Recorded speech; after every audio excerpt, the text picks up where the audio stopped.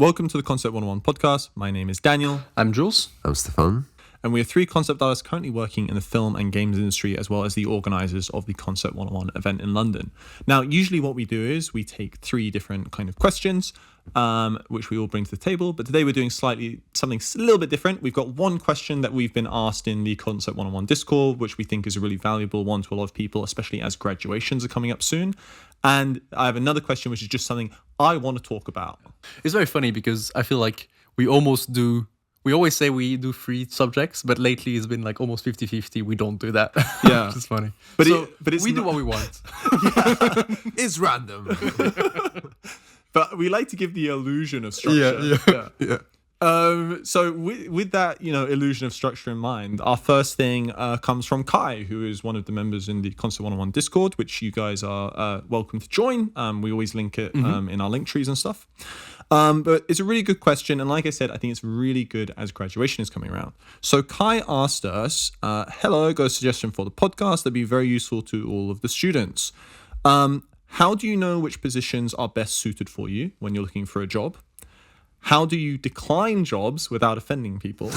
Which I think is a pretty interesting one too. And should you move for work? So starting with that first one, when you guys were applying for jobs, how did you pick and choose what you were applying to? Okay. Well, it's very different to apply as a student Yeah. and to apply as a...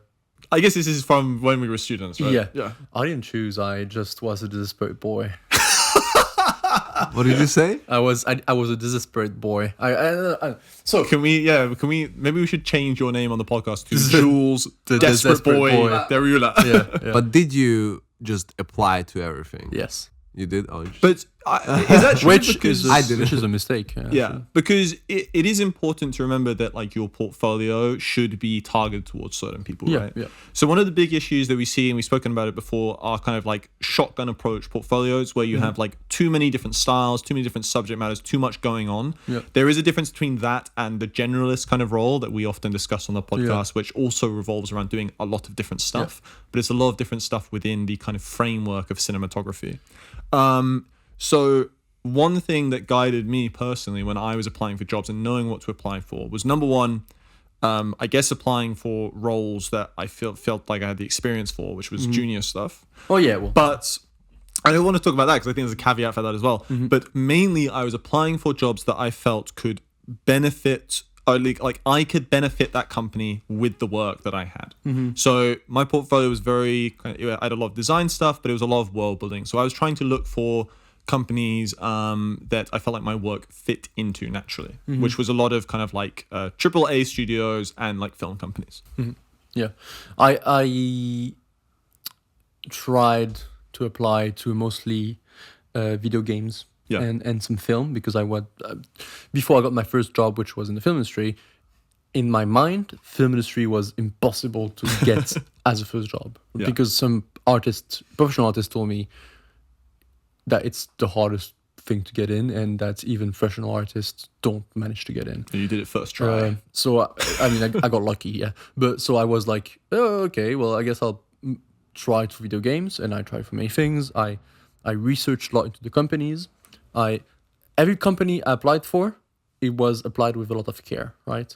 And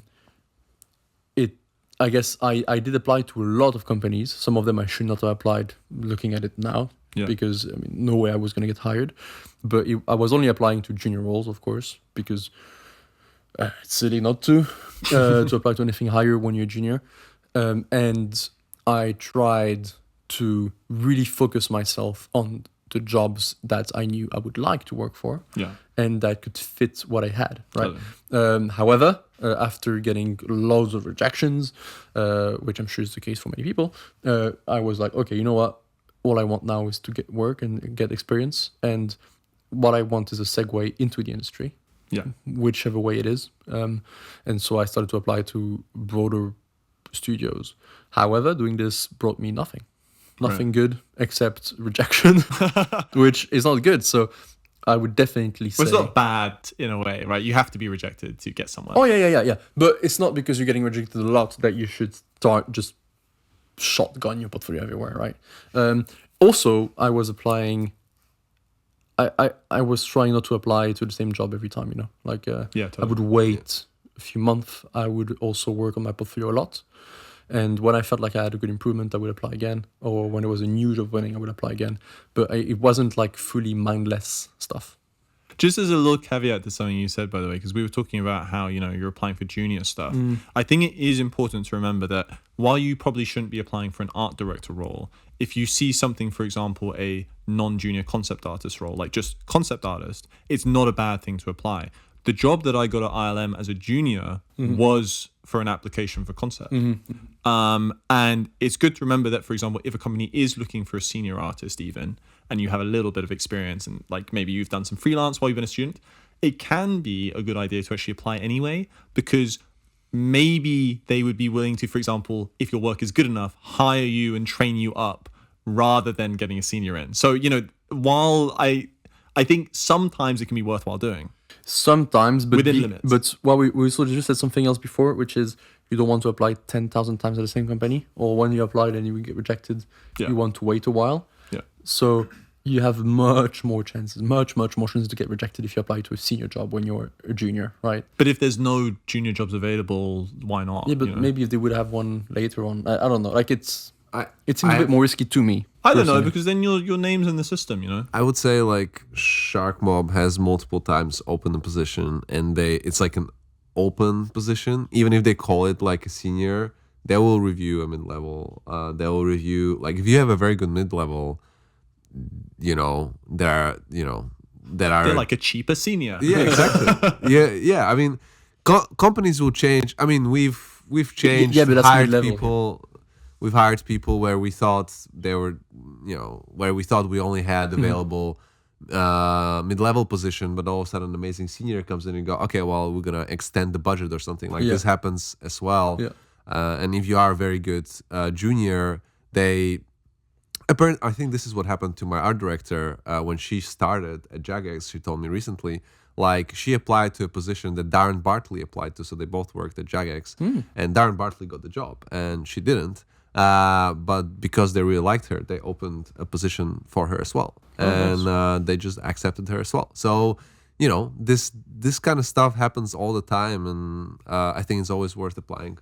Totally. Yeah. I think the question, that original question though, how do we know what's right for us to apply to? Yeah. It's kind of the chicken before the egg, or the egg before the the chicken before the egg. That makes sense, because at the end of the day, you should be creating a portfolio that is viable to apply to companies with, rather than making a portfolio and then finding companies that it's viable then be to like, apply with. Right? what is this for? It's like, you are really, ideally, you're making a portfolio, you already have in mind what you want to work on, right? Yeah. And if you don't, then that's maybe okay, but it's better to know. Yeah, so the first step, I guess, is definitely having, as you said, having in mind in which context, in which type of project you'd like to work for, and figure out what your portfolio needs to look like to be able to work on the production you're aiming for. Yeah. And then understanding, but by that I mean really understanding what it means to make a dedicated portfolio. Absolutely. Because and the doors it open and the many doors it closes, right? And I guess the first job I ended up getting at Painting Practice wasn't because I applied to 100 other jobs. It was because I did some work in my portfolio, which kind of ended up being tailored for this type of job I ended up having, which was like some design heavy character creature environment keyframe sequences, which happened to be exactly what they were looking for a movie pre-production pipeline stuff. But I wish I knew that before, because looking back at it, it makes total sense. And I should have applied to more of that stuff. It's just very, like it's easy to say, oh, do this because now we have the vision of it. I think though it is important to remember, like, watch me say this again and the number go up. But if you show fundamentals, then you are more hireable everywhere, right? I think this is one of the things, we've spoken about, students using 3D and Kitbash. I'm getting sick of even myself saying it at this point. But if you have lots of fundamentals on show in your portfolio, it automatically makes you way more hireable, because then no matter what company you're applying to, whether they do more stylized work or more realistic, you are more valuable. I would say also, I don't know if this person has trouble like finding what they want to do and stuff like that. Like, if they're asking like what positions are right for them.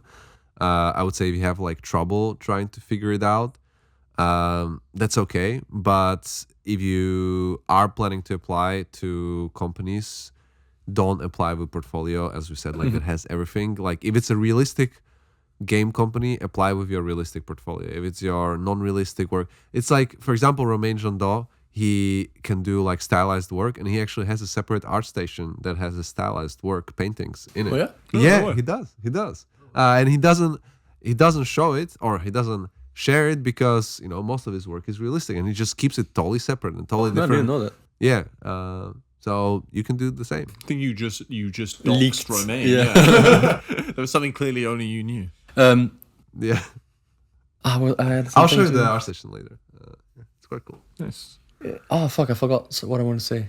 Can I move on to the next thing then? If you No, forgot, or- it was useful. It's that important. Yes. You'll think of it. He loves cheese. He's Swiss. Yes, and chocolate. So while Jules remembers whatever he's trying to think of, the next bit of the question is, how do you decline job offers without offending studios? So How many job offers have you had to decline, Daniel?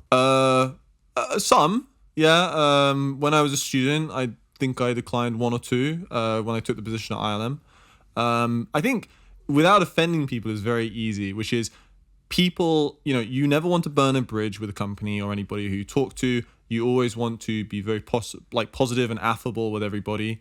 And, as part of that, I think it's just to like craft a nice email to send to them and just be like, hey, I really, really appreciate you reaching out to me for this offer. However, something else has come up which fits, and like using terminology which is like inoffensive, like fits the things in my life that I need right now, or like allows me to stay nearer to my family or whatever it is, right? Because I'm sure some of those reasons will be real. And then just being like, I would love to potentially talk again about working with you guys in the future.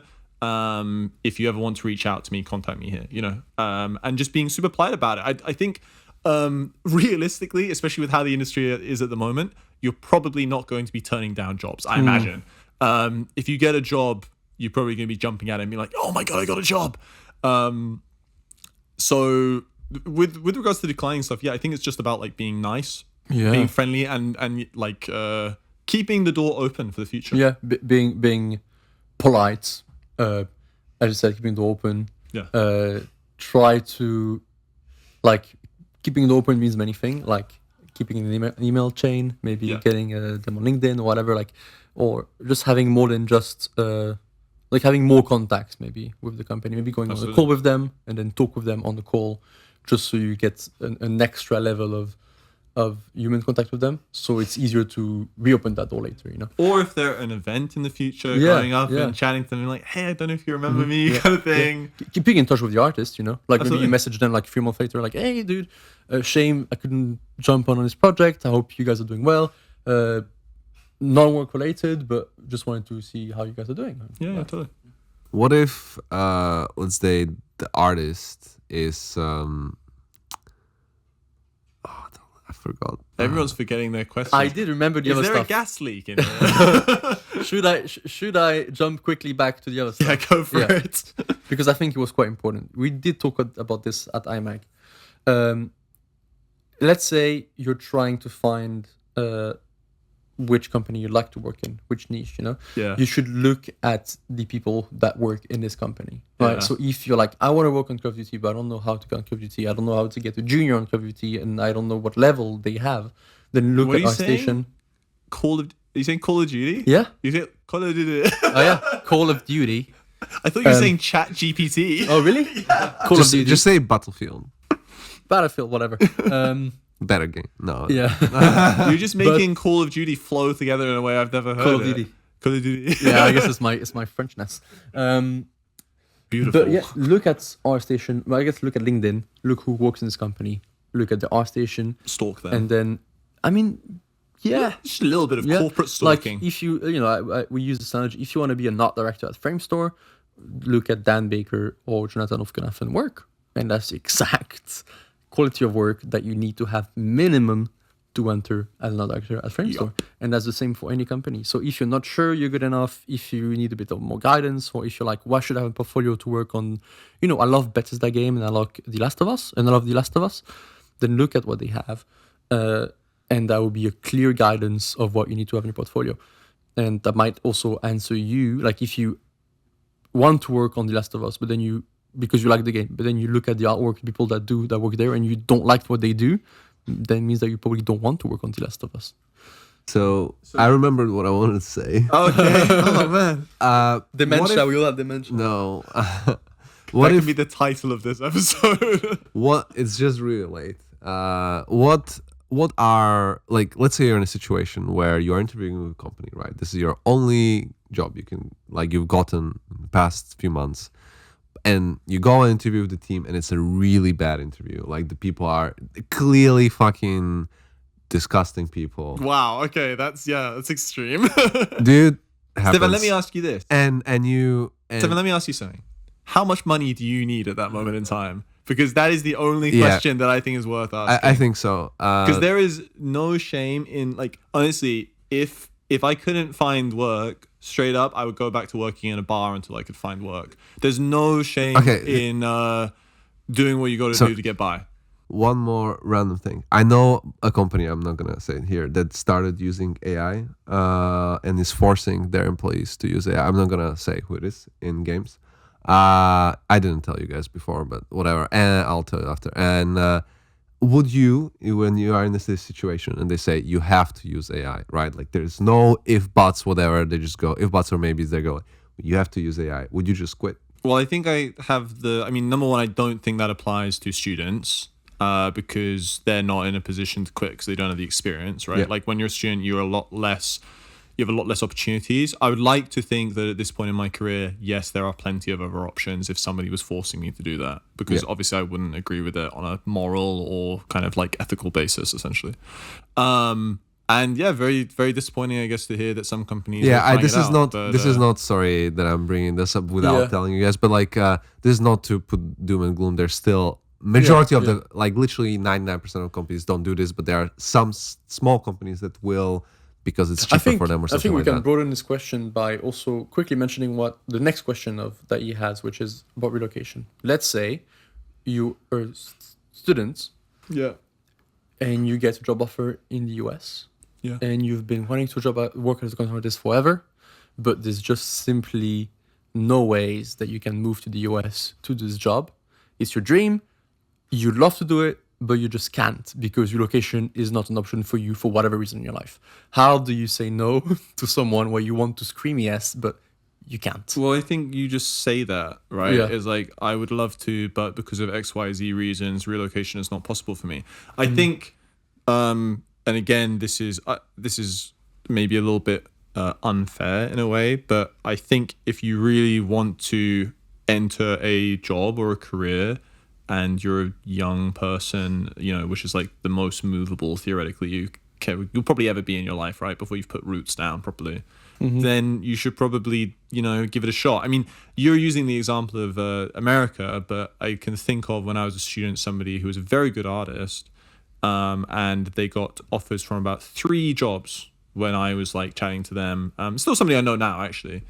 But they refused to move out of their hometown. And I'm talking about they wouldn't move even a few miles out of their hometown, which, I felt, and I still feel, retrospectively looking back on it, was quite silly, really, because, you're talking about a short train journey, really, once a week to go and see your family, if that's the reason.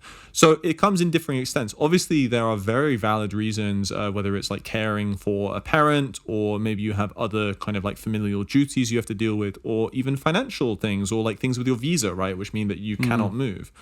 But if you should try, I suppose, to make the most of those opportunities that come to you, because realistically, concept art is a very narrow field. It's very niche, and it is very difficult to do a job anywhere in this field. Yeah.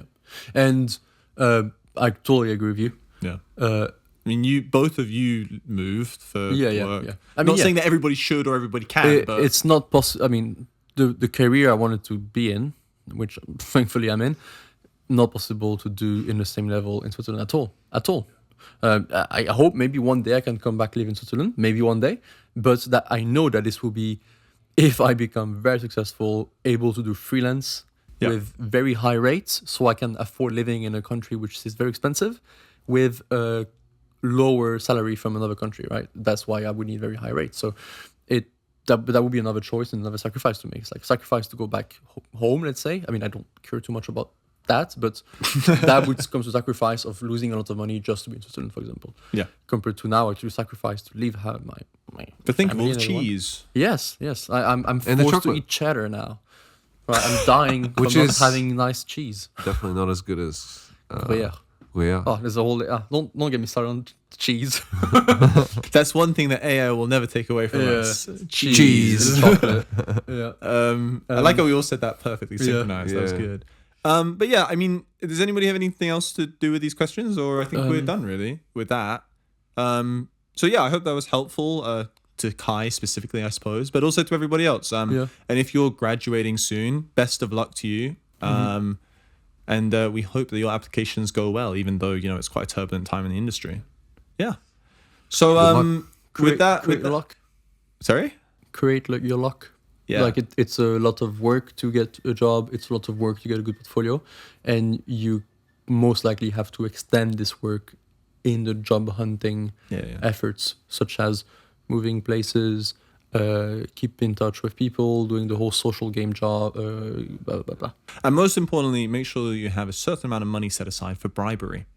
Yeah. Yes. Yes. Yes. So you just can't get into the industry without it. We're opening a Patreon, so we have contact. Yeah.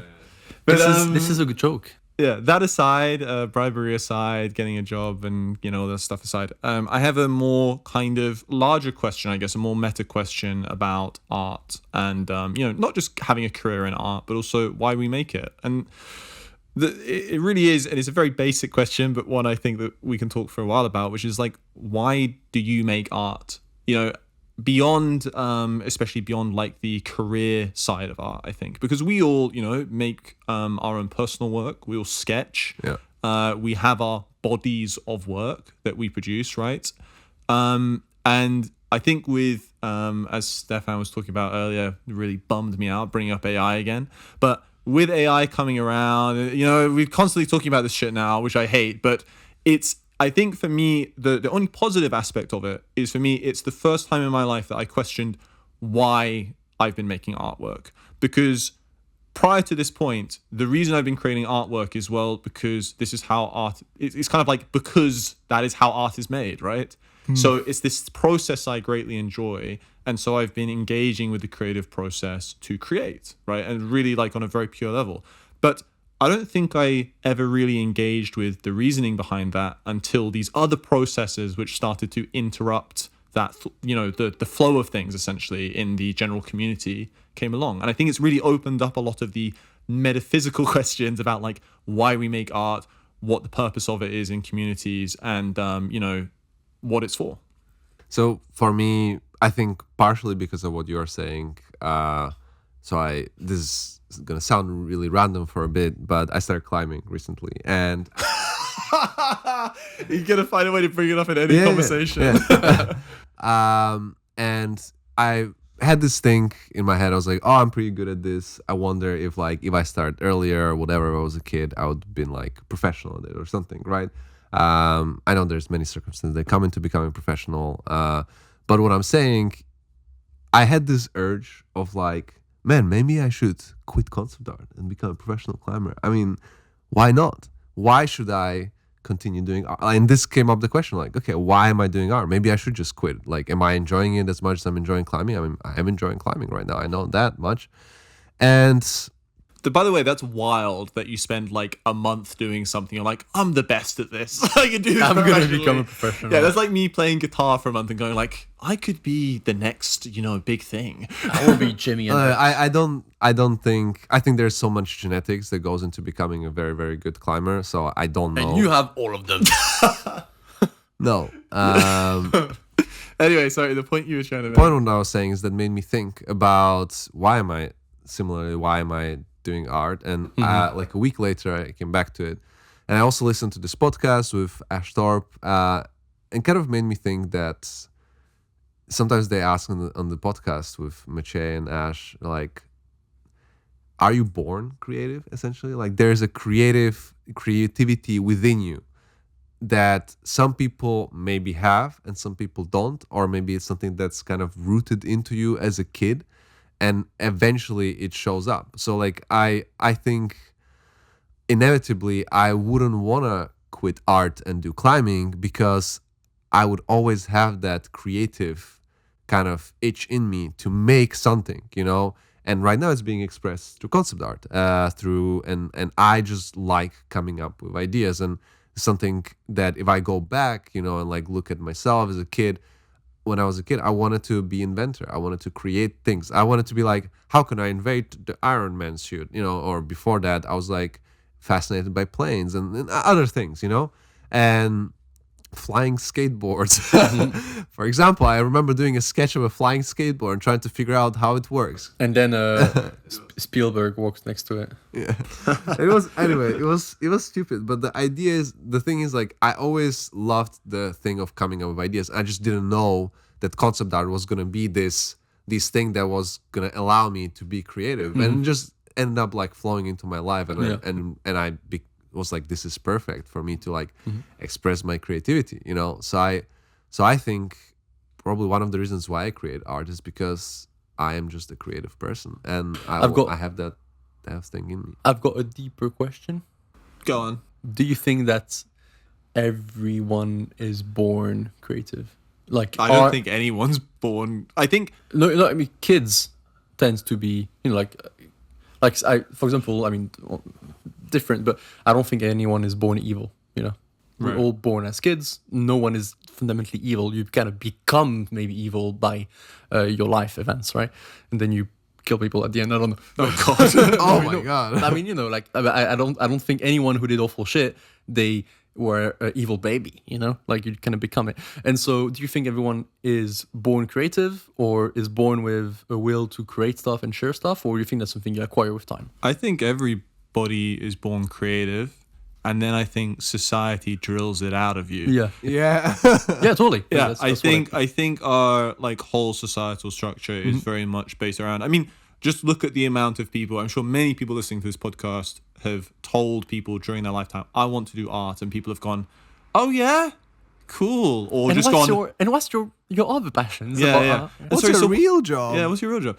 And you know, it's like, I think we live in a, you know, not to get too fucking society here, but we live in a societal structure which relies on predictability of income, right? Because otherwise you will die. And that means that people trend towards jobs which have predictable outcomes, right? Things like accounting, real estate, sciences, which are all totally valid jobs. Not real estate, but that's a job for bad Those people. are born evil. Yeah, they're born evil. Yeah, but No offense, The guys. real estate, baby. I'm gonna buy all the houses and I'm gonna make a passive income. Yeah, like one day old. Buy, sell, buy. but Baby's making decisions like, buy this one. But besides those people born evil, right? You know, it's just like in the DNA of the society that we live in to fucking crush creativity. Children are all en masse very creative things because they're not limited. I remember one of my a great analogy for this is one of my teachers when I was growing up was a Russian guy, and he had a friend who wanted to learn Russian, and this guy was able to pick up. He went to Moscow with him, and he was able to pick up the language in 1 month, which is insane, right? And he said that he realized watching his friend, this guy was like not a polyglot at all. He spoke like 2 languages, I think, which is still incredibly impressive. I speak 1.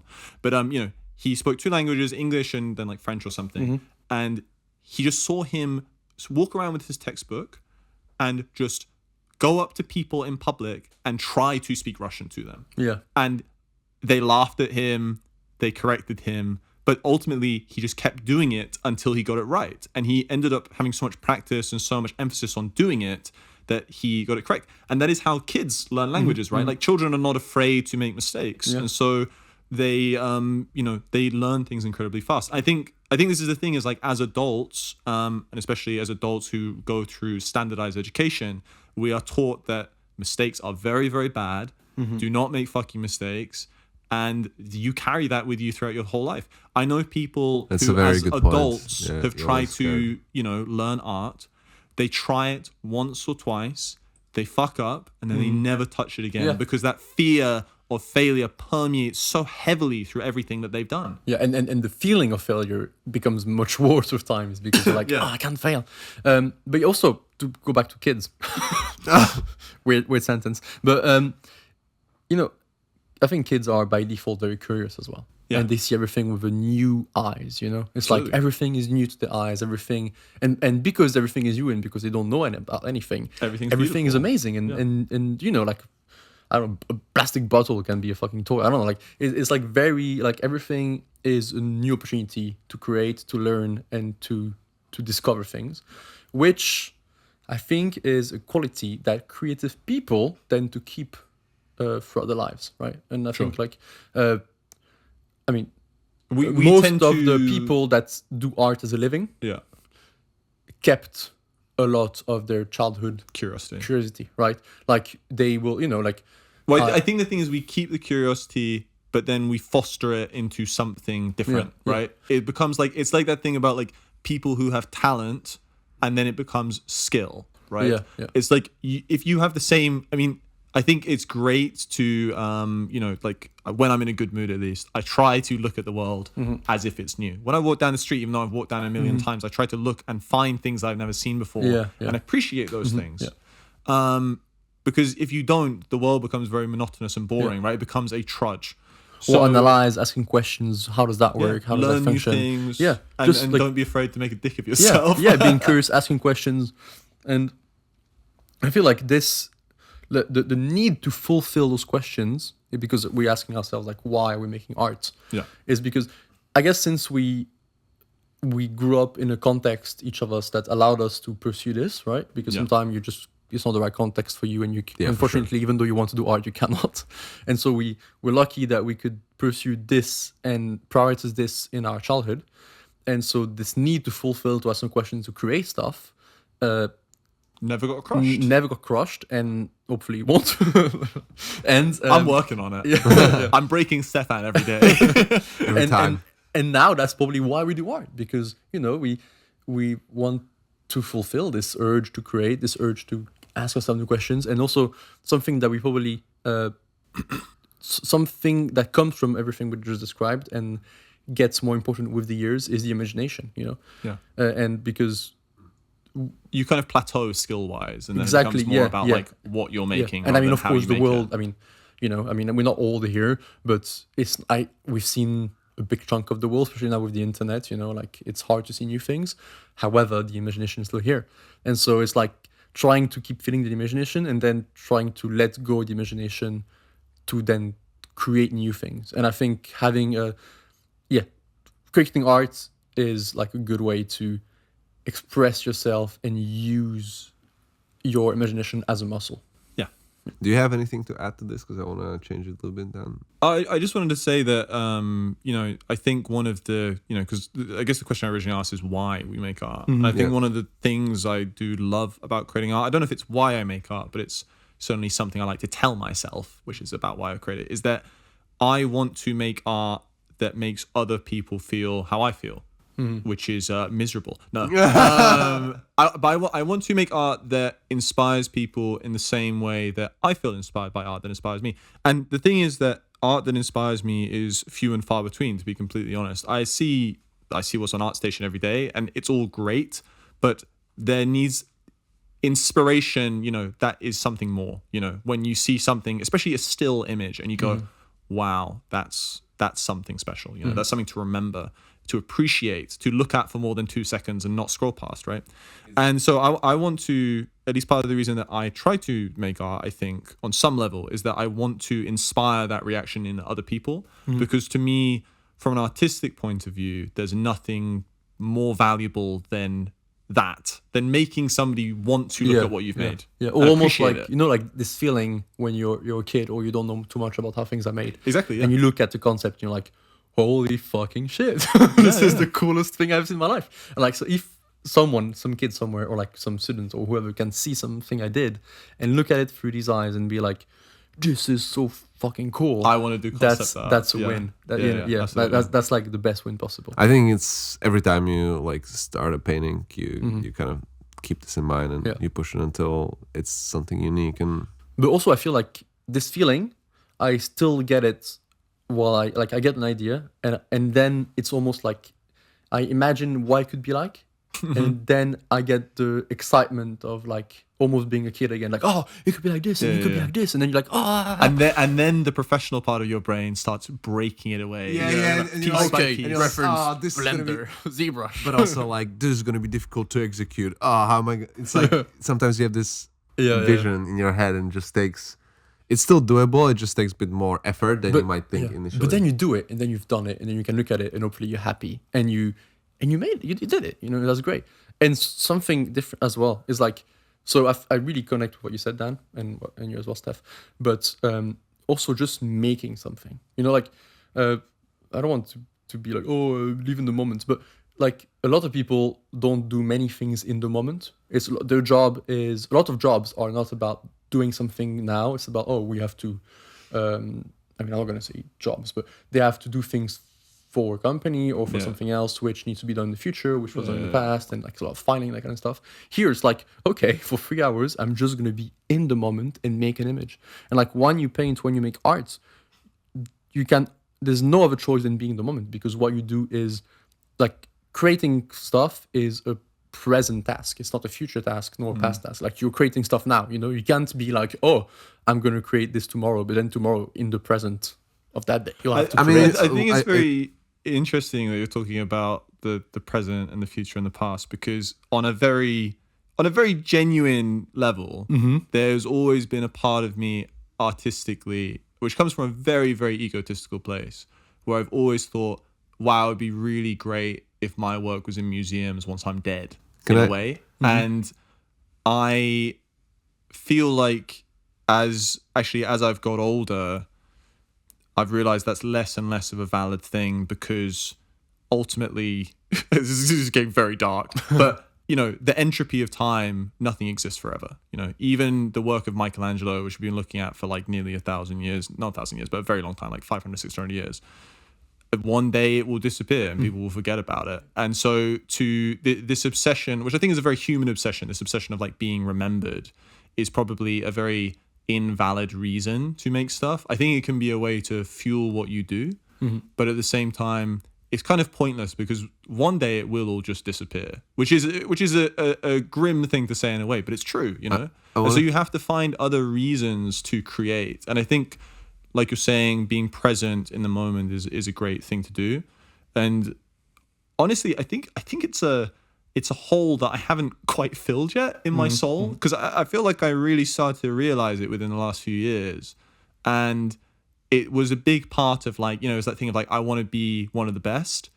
And then realizing as time went on that being the best is not only highly subjective, which is fine because I always knew that, but also highly temporary, because within the blink of an eye and the cosmic scale, it's all fucking gone. You know. Yeah. So what is left is your own personal experience. Yeah, exactly. Yeah, and what you've done. Like I've the best memories I have. I mean, again, we haven't been doing this for that much time, like 3 or 4 years career here. But the happiest day of my, I guess, art lives or life moments has been when I finish a piece and I'm like, hell fucking yeah. And it's like, I just can look at it and I'm like, that's great. I'm so happy about it. And then for maybe 2 days, I'm going to get on my phone. I'm going to open it. I'm like, oh, I'm so happy about this. And then it kind of fades away. And then you look at it 2 years after and you're like, oh, I guess it's not too bad, but what I'm doing now is better. And like, I think like what I'm thinking of doing in the future doesn't matter because I haven't done it now. It matters when I do it. What I've done in the past, well, it's done. Hopefully it looked like shit in 3 years because I improved. What matters is what I'm going to do right now, and like how can I just use the art I'm doing right now to get better, because that's also another part of joy, I guess. All of us, we learn a lot, and learning brings us a lot of joy. Otherwise, we wouldn't do this career, which is all learning, quite painful of learning. Yeah. So it's yeah. I personally also I enjoy a lot when I can make I mean, my latest project that I've done, which was like the one with the village, kind of somehow became very successful, and I was like super happy Yeah, with the Eagles. with the Eagles and stuff like that. It was like one of the projects that I just did the sketches, and it all like kind of again fell into place, and I felt quite lucky with that image, and it was also like very, very nice, kind of nice moment to have it done and then move on. And now I'm doing a project that I'm struggling with, but hopefully it will be good. But I still enjoy the process. I mean, I enjoy, like you were saying, with the childlike thing where I'm trying to come up with ideas. I'm doing sketches and it's not working, but then I finally see an idea and I do a sketch. I'm like, this can work. This can be super epic, and it gets you super excited. I also wanted to add here about there are two things. I still remember them because I wanted to talk about it. One of them was, I believe both of you guys were quite creative from being like kids. You both would draw when you were kids. Like in my case, I drew as a kid as well, but I always saw art as something that you need to have a talent for. And my brother was a lot better artist than me. Like genuinely, I mean, he was a lot more imaginative. And not only my brother, also another one of my friends in Ukraine, Dima, when I used to study in Kiev, he drew his own comic books. And I tried drawing comic books at the time as well for his comic book. Like he was like, oh, draw a page. And it was like a lot shittier. And I didn't have the imagination. I couldn't, imagine things from different angles or characters. So, but I think the whole thing about talents that was also like pushed upon us in the society made me almost never become a concept artist. Like every time I drew, I saw other people who were better than me, and I thought, I'm just not talented.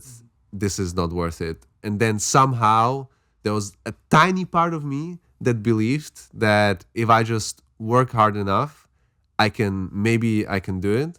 But if there wasn't that part, I would have never become a concept artist. If I never. But why did you want to make art? I think I always wanted to make art, but I never thought it was possible. So I just locked it away, and I thought it's not gonna be happen. But why do you want to make it? I think it's because.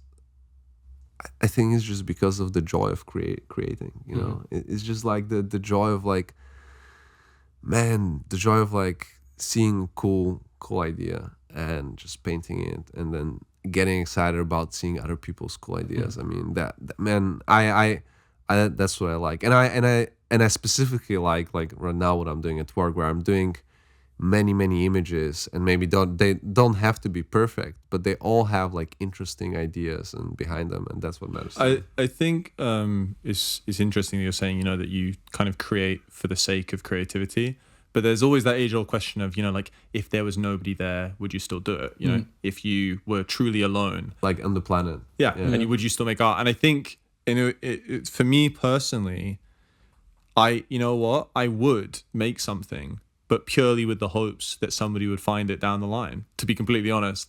Because to me, art is kind of meaningless without the context of community and collaboration. Yeah, for sure. Totally. Like, what is the point of really anything within the human experience if you're not doing it with other people?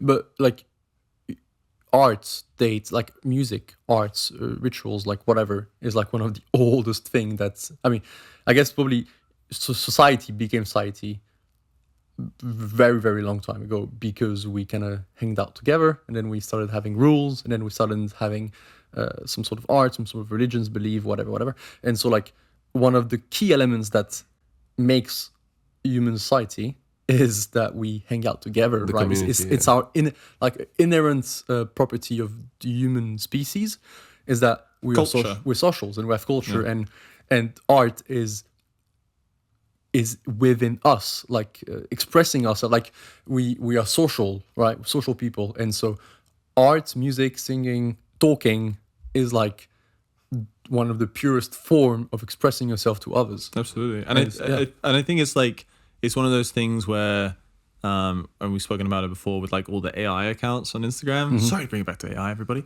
But, it's why I think long term those things won't work, because there is no sense of community or understanding in something like that, right? It doesn't give you an insight into anybody's brain. It's not an expression of anybody's creativity. And that's ultimately the problem with it, is like, I follow Jules and Stefan on Instagram because they're my friends, but also because I want an insight into how they see the world, even if the way that they see the world is through the creation of worlds that don't exist. You know, that is the fundamental like enjoyment of art as a consumer, is to see into the kind of like brain of another person and to see what they're thinking and why they're thinking it. I just want to talk about the thing you said about society.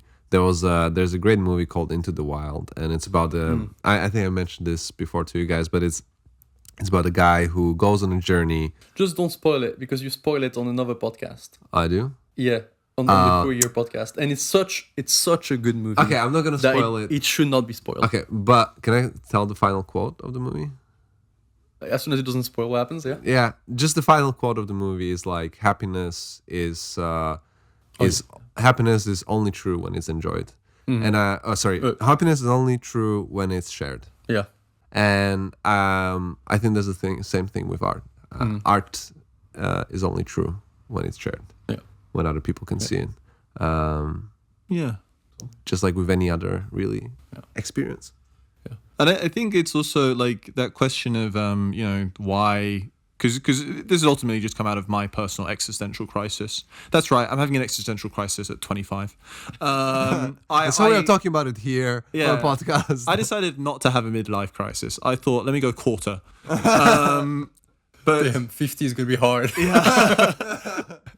But it is you know, a lot of the stuff that I've been thinking about with regards to it has really also come around, like, you know, because we're talking about, like, you know, making artwork, and obviously we have a limited time on Earth as well, right? We're not I think it's what makes human experience part of what it is, right, is that we live and we die. But to that end, I've been thinking a lot recently about like what I make and why I make it at all, you know. And like, even when I do make concept art, and I was something I was talking to Jules about earlier, but rather than, I think when I was you know, starting out in the industry, I was creating stuff to bolster my portfolio, to get more jobs, to learn, to create for the literal sake of creation. But now, as my portfolio's got bigger and I don't have to worry about those things so much anymore, I found myself questioning a lot more heavily what I'm making and why I'm making it, you know.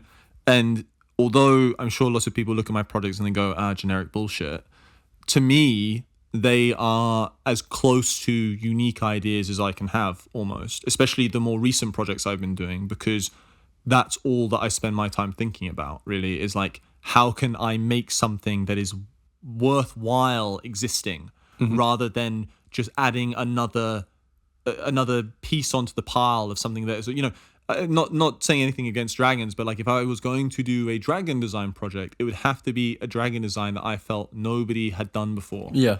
And so, you know, I know no hate to anybody who does dragons. I think they're super fucking cool. I like movies. I like Game of Thrones. But it's like, for me personally, to feel satisfied with work these days, it at least has to feel uncommon, you know? It at least has to feel like, when people see this, maybe it will contribute to culture more so than fit within it, if that makes sense. It's like again, adding your it's a very egotistical and inflated view of my own artwork, but that is genuinely how I try to do things. Yeah, but you know, also, like, as we said, no one makes art. I mean, I might be wrong, but I don't think anyone makes art only for themselves, not to be seen, right? We talked about this before. We tell stories because there's someone to hear them, right? And making an art piece is basically telling a story, right? Yeah. All the time. Like, you tell a story of a prop or of a civilization or a weird planet with a weird alien on it. Like, it's always telling a story. So you want people to hear it, right? Yeah. And again, like, if you make something, but like, no one wants to make something that's already been told, or no one wants to make something that's like, if you go through the hassle of doing it, I feel like it's natural to wanting to do something good, especially when it's something that passionates you, right? And so, yeah, I can definitely connect with that. I lost my train of thought, but I can definitely, to me, it makes total sense.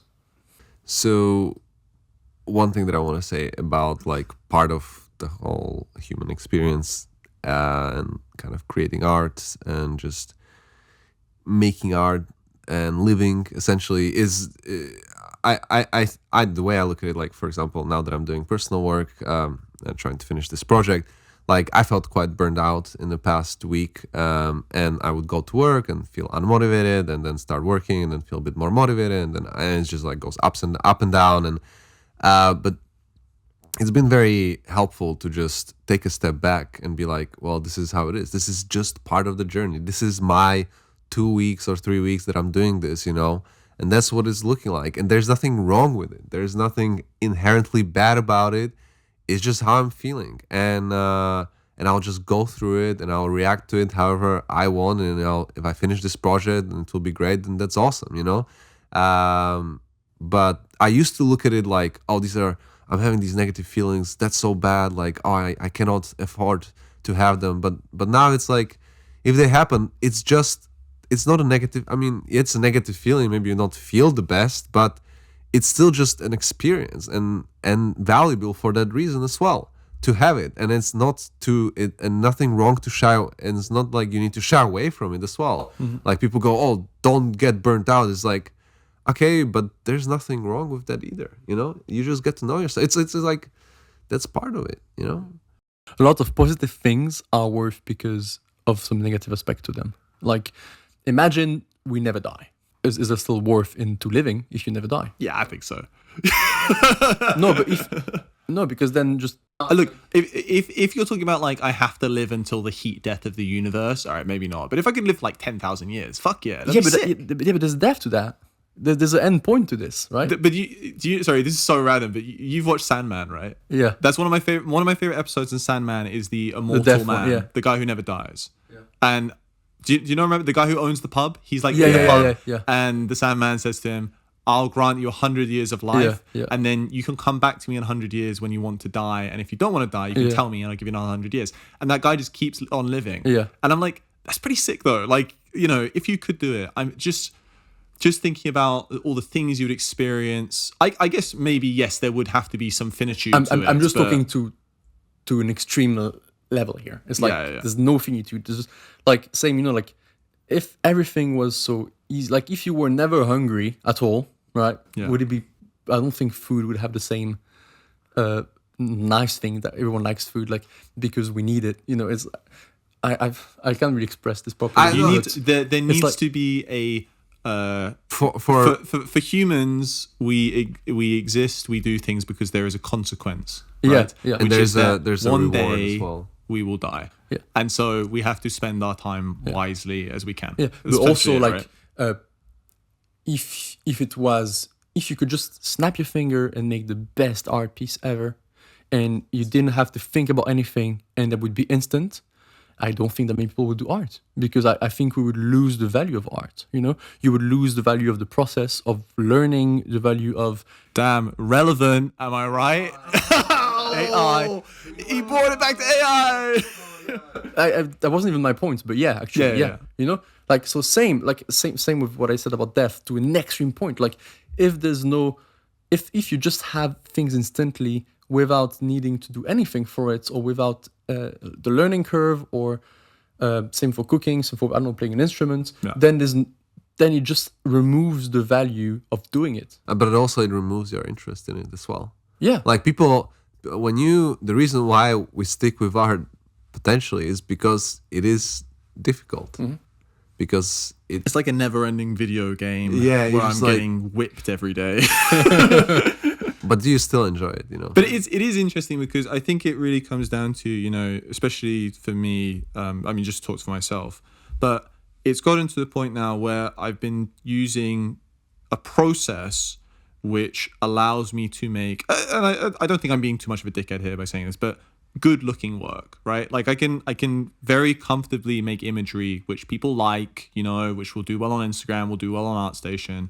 And I get nice engagement on it, and people go, "That's cool, Daniel." And I think that's almost where a lot of it's been sparked from. A lot of these questions, because since I've hit that point where I have a process that works, I can, if somebody asks me to model something, I can model it. If I have an idea for something, I can create it. There's no quote unquote, there's not many technical limitations that hold me back these days. If, on any project, I can produce something. So the question becomes, if you have the tools at your disposal to make whatever you want, what do you spend your time making, and how do you do it, and which of those tools do you actually use? Because I think that's ultimately what's driven this question for me, is like, having used the same process for years now, having done so many different types of subject matter, and knowing that comfortably, I can do it, how do I actually continue to do something worthwhile, like to keep the challenge? And for me, that's been like, recently, like Jules, like doing more traditional stuff, doing more like straight up painting, using less 3D, like trying to essentially, it will never be phased out of my process because it's so indented into the professional industry, but at least in my personal work, trying to experiment more. And I think, like, to bring it back to children and not being afraid to just make a bunch of shit work. I've spent at the time of recording, the last month making a whole bunch of work that nobody will ever see, because it's not something that I want to show, but it's stuff that I learned from, the people around me, they'll see it. My friends, they'll see it. My family, they'll see it. But it's just experiments. It's nothing more. It's nothing less. And hopefully one day those experiments can evolve into something that is and does feel worthwhile from a creative perspective. I think it's probably also just looking for new things, like it's normal that, after a while people get bored of stuff and you want to get new excitement from other stuff, and you need to look into those new paths, and like you said that, Stefan, for a long time you kind of went away from concept art and then you came back to it, or like from creativity, that you were not the most creative in your family, that kind of stuff. Yeah, but that's creative is pretty much, I guess, a muscle, we could say. It's like, if tomorrow I stop drawing, in 20 years I probably would not be able to draw at all, because in 20 years you have time to forget a lot of stuff, and I probably would be much less creative. I probably would have lost all my creativity because I just wouldn't have trained that muscle for that many years. So it's something that we have to do the work on ourselves. We have to feed the creativity. We have to feed the inner kid, I'd say, to keep finding new like sparkles that keep us like happy about what we do. Keep that engagement that got us engaged in the first place, right? Yeah. And of course, like same with a lot of stuff. Like things fade out, and then the challenge is, how can you overcome this, and how can you look at it through another angle or through new lenses, and like fuel the creative energy, I guess. Absolutely, a random thing, but climbing. No, just about inspiration. I think recently I started to look a bit more into reading a little bit more. Some of the stuff that we do at work is very like based on certain things that you need to read. I can't read. Yeah, I can only look at pictures. Yeah. It doesn't matter, but I think it's good. Well, right, kids don't know to read. No, just draw. We talked about this before, like going on trips around the world, or having different experiences, and reading as well. It's something that keeps your child creative, your inner child, and makes you want to create more things and unique things. In a way, the ancient Egyptians were the ultimate artists, because their language was just pictograms. Yeah. I think we should revert back to that. We should go back to that. Yeah. I think so. My next ArtStation post will be a concept art language that only we will understand. Let's go, dude. Didn't Tolkien write his own language? Yeah, it's like Tolkien. Yeah. Wow, dude. Yeah. But he was linguist, so... Well, I'm an idiot. Does that go somewhere? Does that count for anything? I'm going to write my own language. Yeah. Yeah. It could be cheese and chocolate. Yeah. Cheese language. He's just smearing food on the wall. Dude. Yeah. Yeah. But it is an interesting thing. And, it's like looking at all of those great artists and the people that inspired us. I think it is really interesting to see how many people change their careers and change their mindsets and stuff over the years. I mean, it's funny in a way. I'm sure there's some people sitting at home and being like, God, what a bunch of fucking losers. Yeah. But, we talk like we're 50 or 60 and we've been through fucking hell, and we're like just... No, I think it's interesting because we have the luxury of time to reflect on things, right? Which is, we're all very lucky to have jobs and living situations that allow for that, where we have a lot of time to be in our heads and be stupid and overthink things. But I think it is super interesting because when I look at all of the artists that inspire me, you always look at like all of the different things that they did over their career. And, you know, I don't know if I will ever not be doing concept art. I'm sure I will. I have a feeling this is probably going to be fairly defining of my life. I think there's going to be a pretty good chunk of it is going to be doing concept art in some degree. But, you know, I think to evolve as artists, we do have to just look for other things to, like you said, keep that creative spark going and to stay engaged and happy and not to fall down some kind of like predictable nihilistic rabbit hole. Yeah. I think it's finding, personally for me, it's finding a ways to keep telling stories. Yeah. You know, like creating stories and whatever shape that takes in the future. I think that would be the creativity aspect of it. Yeah. Hopefully it's concept art because I love it, but yeah. For me, it's just creating cool images. Yeah. Concept art or no? Or specifically concept art? No, I guess concept art related, but like illustration related, just something where it's like, I'm like, that was a cool idea right there. I'm going to be Tarantino, baby. I'm going to do it. That's the new thing. I don't care what I make. I just want to make a lot of it. So hopefully I make 10,000 images. Yeah, quantity over quality. Yes. At least 10 of them will be world class, right? Yeah. Or probably That's none. exactly how it works.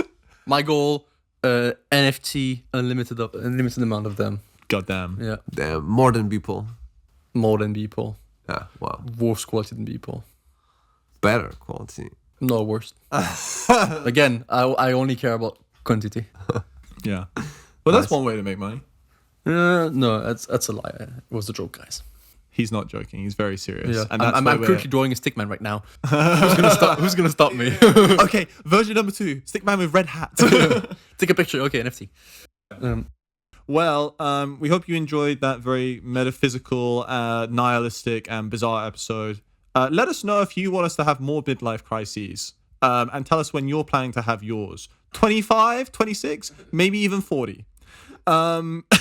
We really hope you enjoyed listening, and if you want more, please feel free to subscribe and ring the notification bell. We release episodes every 2 weeks, and if you want any more additional information about the podcast or the event, be sure to check out our Instagram linked in the description below. Thanks again, everybody, and we'll see you soon. Cheers. See you. Bye.